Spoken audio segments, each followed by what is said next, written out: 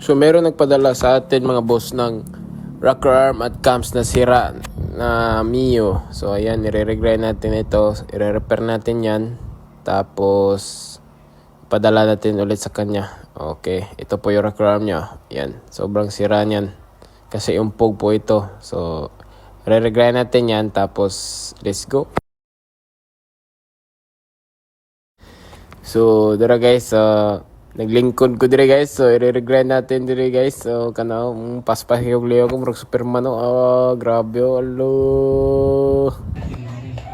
So ito na po yung finished product mga boss. So 7.3 po yung cams na yan from 6.0. So ayan.